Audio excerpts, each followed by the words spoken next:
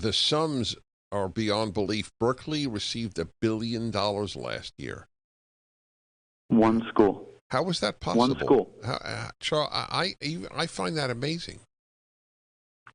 Well, and the idea that these are tax-free entities that endlessly are able to raise tuition, teach our kids to hate our country, and then continue to grow their asset pool as if they are a New York City-based hedge fund is incomprehensible to me. And I looked at that document from Berkeley. They are bragging that in 1 year, one fiscal year, they expanded their assets by $1 billion. Mind you, while also continuing to have their students go endlessly into debt so that they can learn how awful of a country that we live in. And that's just Berkeley. I mean, Harvard has a $40 billion plus endowment. University of Texas Austin has a $30 billion plus endowment. Stanford has a $25 billion plus endowment. And at what point will conservative donors in particular say, they don't need my money, and even worse than that, they're using my money to train the next generation of left-wing activists? That's why I said, and I'm very touched that I triggered this idea. I did not know that. I'm very touched, and I thank you. If there's anybody I would like to touch, it's you, because you then run with it and organize massive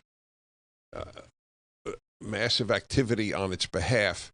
You are right. I want to just explain to my listeners the burning line.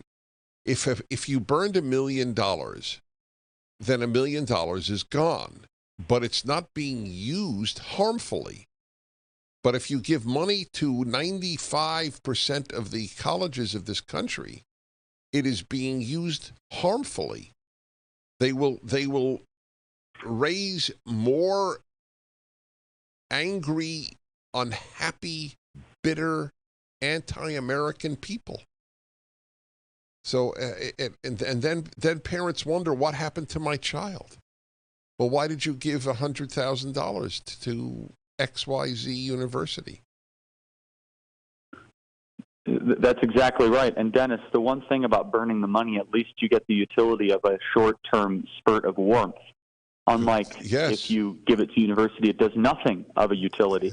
And I say that, of course, sarcastically. No, it's not. It's not sarcastic. You really got it, my friend. All right. So I want to hear what people should do. Charlie Kirk of Turning Point USA and the new movement DivestU. You should see his 5-minute video at PragerU on the subject.